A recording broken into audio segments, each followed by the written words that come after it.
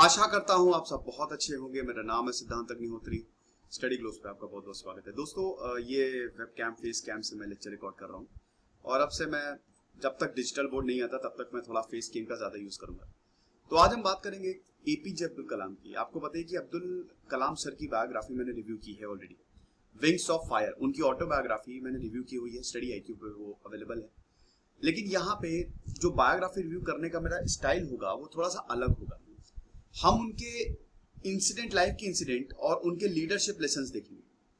तो अगर हम बात करते हैं कलाम सर की, तो कलाम सर जिन्होंने भारत को कंधे पे उठाया, भारत उनके बिना कहीं जा ही नहीं सकता था दोस्तों।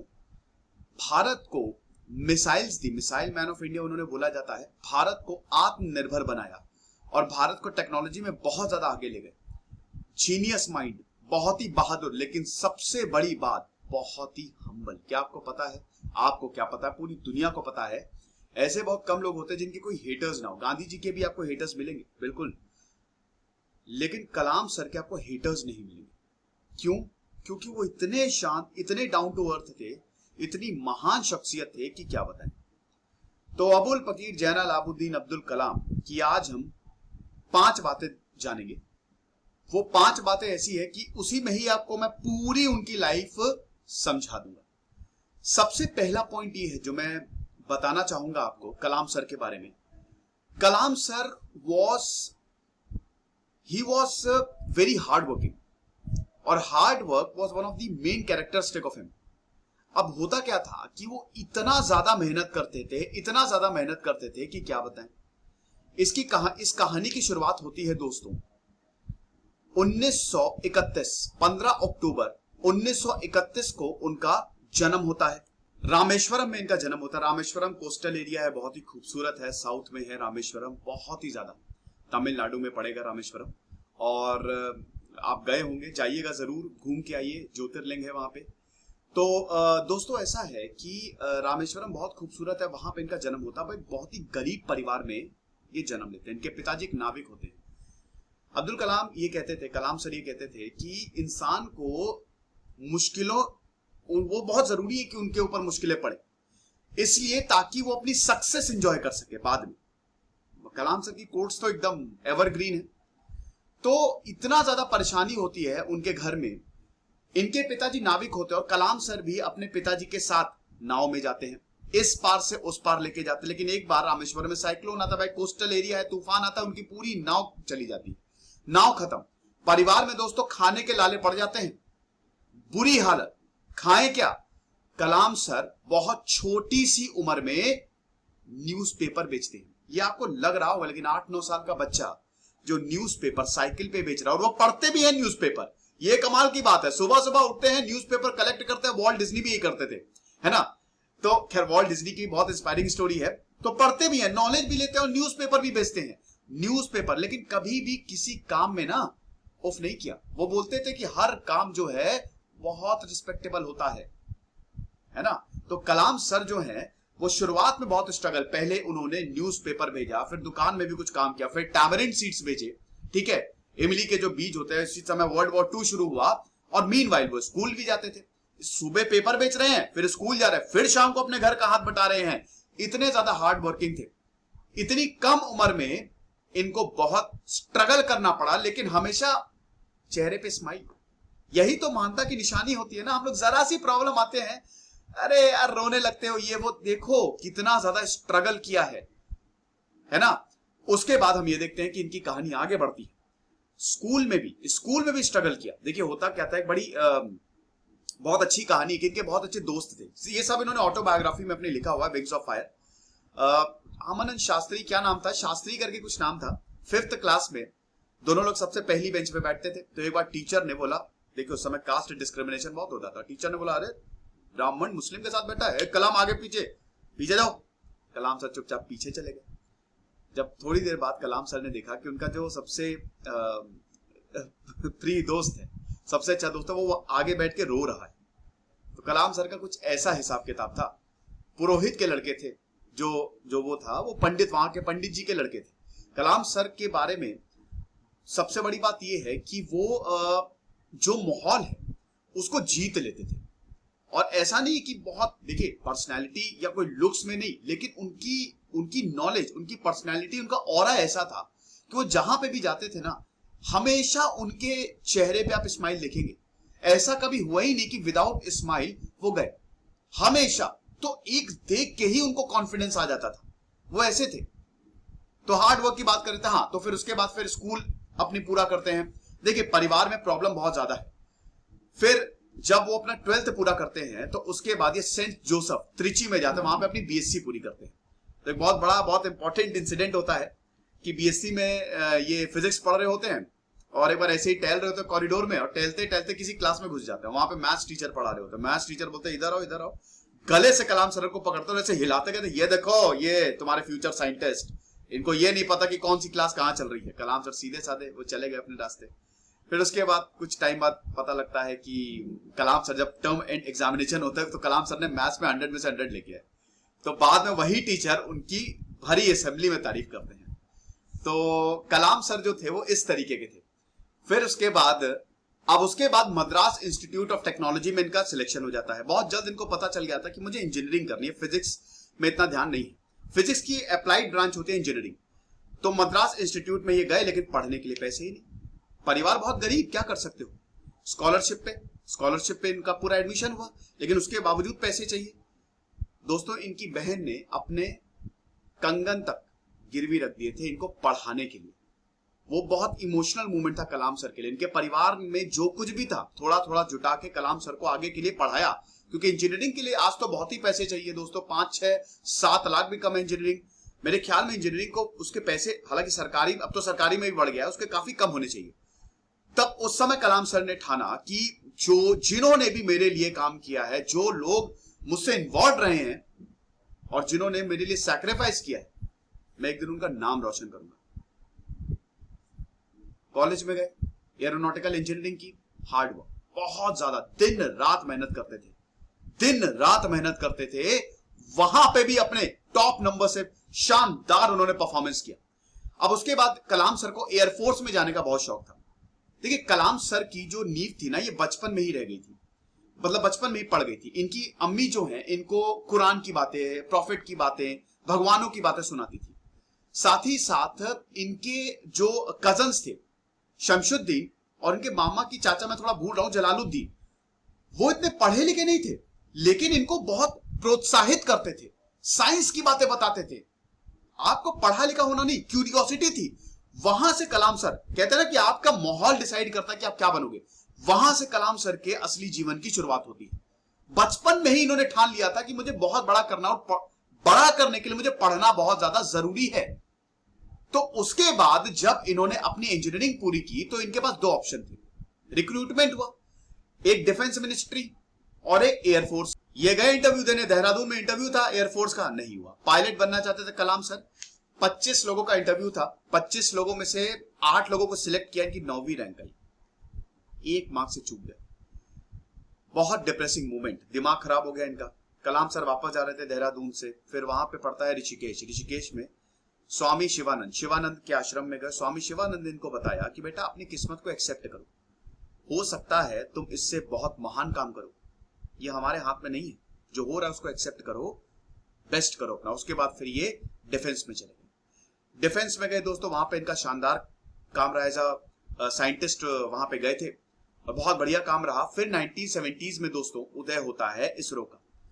तो पार्ट 1 आपने देखा, मतलब पहला पॉइंट ये था कि कलाम सर जो है बहुत हार्ड वर्किंग थे वो। आप देखिए इसका अगला चरण, हार्ड वर्क का अगला चरण आप देखिए, उस समय इसरो जो है वो शुरू हो रहा था। भारत के ऊपर ऑलरेडी एनपीटी और बाकी बहुत सारी चीजें लाद दी गई थी। अमेरिका भारत के अगेंस्ट, भारत को टेक्नोलॉजी मिली नहीं।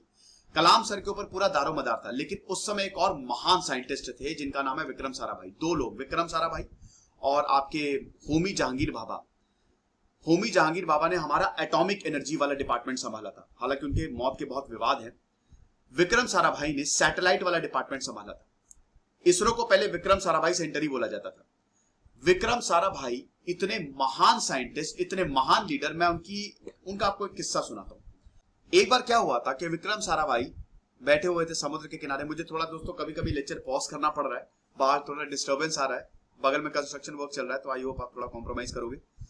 तो क्या था कि विक्रम साराभाई को एक बार वो पढ़ रहे थे किताब थी गीता, भागवत गीता वो पढ़ रहे थे। तो एक आया यंग डायनेमिक लड़का, क्या है ये, क्या कर रहे हो, साइंस को मानो यार, ये कौन सी किताब पढ़ के बैठे हुए हो, क्या बेकार है ये।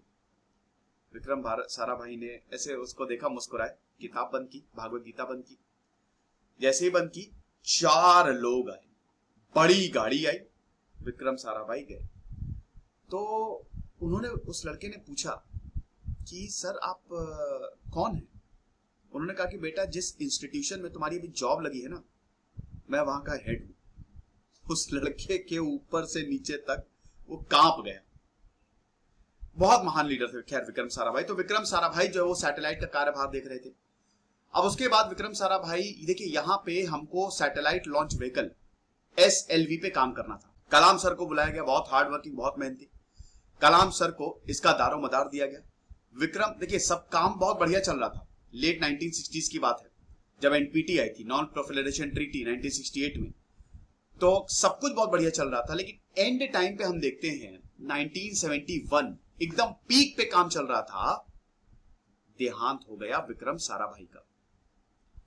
विक्रम साराभाई का जब देहांत हुआ तो पूरा का पूरा प्रोजेक्ट हिल गया। उस समय वैसे ही सरकार फंडिंग नहीं दे रही थी, सरकार साइंस के प्रोजेक्ट में फंड करती ही नहीं थी। और 1970s का ये 71 का ये महीना है जब ऑलरेडी बांग्लादेश से बहुत टेंशन, सारे फंड वहां डाइवर्ट हो रहे थे। और इधर हमारा मिसाइल प्रोग्राम चल रहा है, मतलब हमारा सैटेलाइट प्रोग्राम चल रहा है। कलाम सर ने हार नहीं मानी, पैसे कम थे। आपको पता है कि इन्होंने साउथ में बेस भी, कलाम सर ने जो लैब थी वो ऐसी जगह बनाई, एक वहां के चर्च के वो थे, फादर थे, उनसे काफी दोस्ती होगी। कलाम सर का सबसे बड़ी बात ये थी कि कलाम सर हम्बल बहुत है। तो सेकंड पॉइंट ये है, हार्ड वर्किंग तो थे, सेकंड पॉइंट ये है कि हम्बल, आपको हम्बल और काइंड रहना है। बचपन से ही कलाम सर ऐसे थे कि वो कभी भी किसी से ऊंची आवाज में बात करते ही नहीं थे। वो इतने शांत रहते थे और इतने हंसमुख मिजाज, इतना अच्छा नेचर था कि हर कोई उनसे मंत्रमुग्ध हो जाता था। यहां तक बताइए, कलाम सर वैसे अगर आप देखो इन ब्रॉड पर्सपेक्टिव तो भारत में रिलीजन चलता तो है, लेकिन कोई भी धर्म हो, हर कोई आइए सर, ऐसी इज्जत थी कलाम सर की।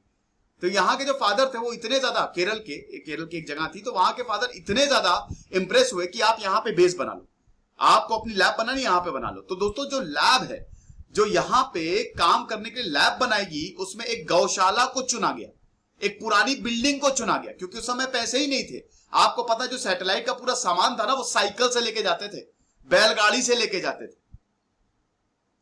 फिर सैटेलाइट लॉन्च व्हीकल जो है SLV पे काम शुरू हुआ।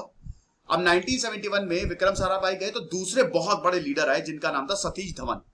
सतीश धवन सेंटर आपने नाम सुना ही होगा, वो भी एक शानदार लीडर थे। सतीश धवन ऐसे थे कि अगर फेल हुआ तो जिम्मेदारी मेरी, सक्सेस हुआ तो जिम्मेदारी तुम्हारी। इतने गजब लीडरशिप क्वालिटीज ये बताते हैं सतीश धवन। देखिए पहले विक्रम साराभाई और कलाम सर की ट्यूनिंग बहुत बढ़िया, उसके बाद सतीश धवन से ट्यूनिंग और बढ़िया। 1979 में SLV को, सैटेलाइट लॉन्च व्हीकल को, ये वक्त आ गया कि अब हमको SLV लॉन्च करना है। आपको सैटेलाइट लॉन्च व्हीकल समझ, सैटेलाइट को ऊपर ले कौन जाता है? लॉन्च व्हीकल, ठीक है। PSLV GSLV आपने सुना होगा, जियो सिंक्रोनस ऑर्बिट, ऐसे जियो स्टेशनरी होता है, पोलर मतलब ये वर्टिकल, ठीक है। तो होता क्या है कि आप ये समझिए कि मान लो सैटेलाइट को ऊपर छोड़ना है, अर्थ के ऊपर ले जाना है, ऑर्बिट पे छोड़ना है, लोअर अर्थ या मीडियम अर्थ पे, तो वो जाएगा कैसे? उसके लिए सैटेलाइट व्हीकल चाहिए ना, लॉन्चिंग व्हीकल चाहिए ना। आप ऐसे समझो कि आप हो, आपको कहीं पे जाना है तो आप कैसे जाओगे? गाड़ी से जाओगे ना, तो गाड़ी आपका लॉन्चिंग व्हीकल, आप सैटेलाइट। तो SLV बहुत इंपॉर्टेंट था क्योंकि अभी तक भारत बाहर पे डिपेंडेंट था, ठीक है, लेकिन भारत को अपना SLV चाहिए। 1979 SLV लॉन्च फेल हो गया। कलाम सर का मूड खराब हो गया क्योंकि उन्होंने लगभग 10 साल दिए थे इस पे, बहुत दिमाग खराब हुआ। कलाम सर को प्रेस कॉन्फ्रेंस अटेंड करने जाना था, उनकी हालत, उनका हिम्मत जवाब दे गया कि भाई मुझसे ना हो भाई, मैं नहीं जा पाऊंगा बाहर अटेंड करने। सतीश धवन ने उनके कंधे पे हाथ रखा, बोला कि चलो। सतीश धवन उनको ले गए, ज्यादातर सवालों के जवाब सतीश धवन ने दिए, बोला कि अगले साल देखना उड़ा देंगे। उड़ा दिया। 1980s में फाइनली, नहीं 1979 में, सॉरी, हाँ अगले साल जो है सैटेलाइट लॉन्च व्हीकल सक्सेस। और इतनी ज्यादा बधाइयां मिली कलाम सर को कि क्या बताएं। जो मेहनत थी फाइनली रंग लाई। इसका मतलब यह है कि आप गलती करोगे, सीखोगे। इतना टाइम दिया, गलती बहुत बड़ी हुई, लेकिन उससे भी कलाम सर सीखे, ठीक है। तो सेकेंड थर्ड इंपॉर्टेंट पॉइंट ये है कि इट्स ओके कि अगर आप मिस्टेक करें तो इट्स कंप्लीटली ओके, कोई दिक्कत नहीं है, बस उस मिस्टेक से सीखते रहिए। फिर 9 साल बाद 1989 में अब मिसाइल लॉन्च। देखिए अब यहां पे कलाम सर के पास दो ऑप्शन थे, या तो इसरो ज्वाइन कर लो या तो डीआरडीओ ज्वाइन कर लो। इसरो हमारी सैटेलाइट्स को देखती है और डीआरडीओ हमारी मिसाइल्स को देखती है। तो अब कलाम सर के ऊपर ये बहुत बड़ा दारोमदार था, क्योंकि ऑलरेडी उन्होंने कमाल का काम करके दिखा दिया। इसमें एक बहुत बड़ी कहानी है कि जब एसएलवी लॉन्च हुआ तो पूरे पार्लियामेंट में हड़कंप, ओह माय गॉड ये क्या हो गया, ये कैसे हो गया। तो वही कलाम सर सो रहे थे, सतीश धवन ने कॉल किया कि तुरंत आओ, ये अपनी किताब में लिखते हैं एपीजे अब्दुल कलाम, तुमसे इंदिरा गांधी मिलना चाहते, तुरंत इसी वक्त। कलाम सर कहते रहे मैं चप्पल पहना हूं, मैं कपड़े नहीं है, मैं कैसे आऊं। कहता अरे तुम्हारी सफलता ही तुम्हारा कपड़ा है, आओ जल्दी। कलाम सर ऐसे ही चले गए इंदिरा गांधी के पास, है ना, इंदिरा गांधी के पास, फिर अटल बिहारी से मिले। सरकार इतनी ज्यादा खुश हो गई कि जिस ऑर्गेनाइजेशन को फंडिंग नहीं मिल रही थी तुरंत उसको 390 करोड़ का फंड मिल गया। उसके बाद फिर हमारे मिसाइल प्रोग्राम पे काम हुआ।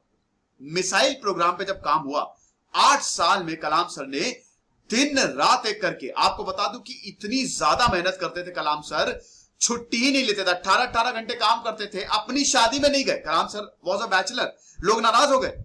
उनका पहला प्यार उनका काम था, जो इंजीनियरिंग थी वो थी, वो शादी में नहीं, भूल गए कि शादी में भी जाना है। वो आपको बता दूं कि कलाम सर अपनी, जब उनके माँ बाप का देहांत हुआ, देखिए इसी दौरान 1971 में जब एक के बाद एक फेलियर्स मिले, बहुत फेलियर्स हुए, तो इसी पारिवारिक जीवन उनका बहुत खराब था। कैसे? उनके जीजा जी का देहांत हो गया, उनके पिताजी का देहांत हो गया, एक के बाद एक वो अपने परिवार मेंबर्स को खोते जा रहे थे। तो वैसे ही विक्रम साराभाई छोड़ के चले गए ऊपर से। तो एक तरफ विक्रम साराभाई छोड़ के गए जो प्रोजेक्ट लीडर, दूसरी तरफ परिवार देखे कि काम देखे, बैलेंस किया कलाम सर ने। कोई बात नहीं, मुसीबतें आएंगी।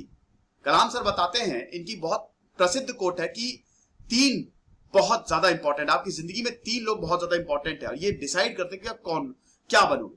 सबसे पहले आपके माता, दूसरे पिता और तीसरा टीचर। तो ये तीनों की रिस्पेक्ट करें। तो कलाम सर को टीचर्स बहुत अच्छे मिले, मिल नहीं थे, इनका नेचर ऐसा था, इतने हार्ड वर्किंग थे।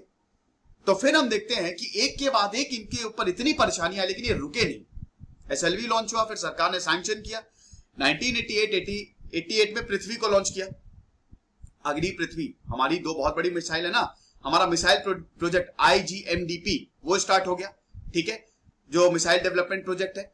और उसके बाद दोस्तों 1988 में पृथ्वी लॉन्च हो गई, 1989 में अग्नि लॉन्च हुई। लेकिन दोस्तों अग्नि के लॉन्च में भी बहुत फेलियर, बहुत ज्यादा दिक्कत है। इसकी बार बार डेट शिफ्ट हो रही थी, पहले अप्रैल में थी, अप्रैल में टेक्निकल फेलियर। 2 मई को दोस्तों, 2 मई को लॉन्च करना था, 2 मई 1989 होता है ना reverse countdown, T20, T19, T14, 14 second पहले ही कुछ टेक्निकल फेलियर आ गया। बहुत इनकी किरकिरी, कितना टाइम लिया, इतना पैसा लिया, मिसाइल नहीं बना पाए। 22 मई को इन्होंने अग्नि उड़ा दी, विंग्स ऑफ फायर भारत को मिल गए, अग्नि की उड़ान, क्या बात है। और इसमें कलाम सर का सबसे बड़ा योगदान है। 1989 में इतिहास रचा गया। उसके बाद तो फिर ये डीआरडीओ के डायरेक्टर हुए, फिर इन्होंने प्रेसिडेंट का चुनाव भी लड़ा, मतलब प्रेसिडेंट के लिए खड़े हुए, भारत के राष्ट्रपति हुए। APJ Abdul Kalam was selected as the president of India, भारत के 11वें राष्ट्रपति बने 2002 से लेकर 2007 तक। और उसके बाद दोबारा भी बीजेपी ने बोला आप राष्ट्रपति के लिए खड़े हो जाइए। देखिए अगर एपीजे अब्दुल कलाम प्रधानमंत्री भी के लिए भी खड़े हो जाते तो जीत जाते, नो डाउट। उनकी इतनी ज्यादा रिस्पेक्ट थी, वो कुछ भी करते उनको सक्सेस मिलती। लेकिन उन्होंने बोला कि मेरी जो अंतरात्मा है वो अब इसको गवारा नहीं कर रही कि मैं दोबारा प्रेसिडेंट के लिए। आपको बता दूं कि एपीजे अब्दुल कलाम के पास जिंदगी भर टीवी नहीं था। एपीजे अब्दुल कलाम इतने ज्यादा हम्बल थे कि वो हर किसी से सेम तरीके से बात करते थे। राष्ट्रपति भवन में भी उनका बर्ताव इतना अच्छा था कि जो भी दरबारी हो गया, जो भी उनके कंधे पे हाथ रख के बात करते थे, एकदम शांत रह के उनसे बहुत सारी चीजें, है ना। तो आप समझिए। और उन्होंने, आपको बता दूं कि जब उनका देहांत हुआ 2015 में, उनका देहांत हुआ था शिलोंग यूनिवर्सिटी। कलाम सर पढ़ने के बहुत शौकीन थे, तो बहुत किताबें कलेक्ट करते थे। तो शिलोंग यूनिवर्सिटी, वहां पे लेक्चर देने गए, उनको हार्ट अटैक आया, मतलब वो एकदम से गिर गए और उनका देहांत हुआ। एक बहुत अच्छी मौत मानी जाती है ये। तो कलाम सर उस समय 83 साल के थे। समझ लीजिए कि उनके पास किताबों के अलावा कुछ नहीं था, उनके पास अपना मकान तक नहीं था। उन्होंने जो अपनी सैलरी का मोस्ट ऑफ द हिस्सा वो डोनेट कर देते थे, बहुत कम हिस्सा रखते थे। क्योंकि वो अकेले थे, उनको वो बहुत महान शख्सियत थे और वो हमेशा बोलते थे कि प्रॉब्लम्स के लिए हमेशा प्रिपेयर रहो। सपना सपना जो तुम देख रहे हो, सपना पूरा तभी होगा जब तुम सपना देखोगे। एक विजन रखो, हैव अ विजन। वो यंग लोगों से तो स्पेशली कहते हैं, विजन और स्ट्रैटेजी से ही तुम आगे जाओगे। कलाम सर ऐसे थे और हमेशा हम्बल रहते थे, बहुत हम्बल रहते थे। काफी चीजें थी, बोलते थे कि अगर प्रॉब्लम्स, देखो प्रॉब्लम को डील करने का तरीका यह है कि प्रॉब्लम्स के कैप्टन बन जाओ, प्रॉब्लम को बिल्कुल इफेक्टिवली डील करो, प्रॉब्लम्स को फेस करो, भागो नहीं। लीडर थे और बोलते थे एकदम हम्बल रहो, भले ही तुम दुनिया के सबसे बड़े लीडर बन जाओ, कितना भी पैसा आ जाए, लेकिन हमेशा डाउन टू अर्थ रहो, जो सबसे बड़ी बात थी कलाम सर की। इतनी सारी कहानियां हैं, मैं आपको कुछ कहानियां सुनाता हूं। चलिए, एक बार क्या हुआ था कि जो एपीजे अब्दुल कलाम सर के को वर्कर थे, उन्होंने अपने बच्चों को बोला था कि मैं तुमको घुमा के लेके आऊंगा और बहुत बढ़िया एग्जीबिशन लगी है, लेकिन वो वर्क में बिजी हो गए तो उनके बच्चे नहीं जा पाए। अब ये बात किसी तरीके से कलाम सर को पता लग गई, तो कलाम सर ने अपने एक कोवर्कर को भेजा, बोला कि इनके बच्चों को एग्जीबिशन दिखा के लेके। तो जब वो कोवर्कर वापस अपने घर गया और देखा मेरे बच्चे है ही नहीं, तो उनकी पत्नी बोला, अरे पता नहीं, कलाम सर के वो आए थे, वो आपके बच्चों को, मतलब हमारे बच्चों को ले गए, वो आराम से बड़ी एग्जीबिशन देख रहे हैं। एक बार उन्होंने एक स्टूडेंट को बोला कि मेरी प्लेट से खाना खा लो। बताइए, ऐसा कभी आपने देखने को सुना है? एक बार उन्होंने अपने स्टूडेंट से बोला कि मैं खाना खा रहा हूं, ठीक है, तुमको जरूरत है मेरी प्लेट से ले लो। ऐसे थे वो। राष्ट्रपति भवन में दीवार जो है, दीवार पे वो लगाने थे, बहुत बड़ी दीवारें होती है, तो वो ब्रोकन ग्लासेस लगाने थे। आपको पता है ना, ब्रोकन ग्लास लगाया जाता है ताकि कोई आ ना जाए। जैसे बहुत लोग भाले लगाते हैं, आपने गेट पे भी देखा होगा, कुछ लोग दीवार पे ब्रोकन ग्लास लगा देते हैं। कलाम सर ने मना कर दिया था। कलाम सर ने बोला था कि इससे चिड़ियों को प्रॉब्लम हो सकती है, so I am not in favour of the broken glass. और ऐसी कई कहानी। एक बार कलाम सर ने स्पेशल रिक्वेस्ट की थी कि उनके को वर्कर्स को अच्छा ट्रीटमेंट मिले पेरिस में, जब उनके साथ थोड़ी सी प्रॉब्लम्स हो रही थी। एक बार एक 6 साल का लड़का, बहुत 6 क्लास में पढ़ता, नहीं 6 साल का नहीं, 6 क्लास में पढ़ता था, तो बड़ा क्यूरियस हो गया, उसने स्केच बना लिया कलाम सर का।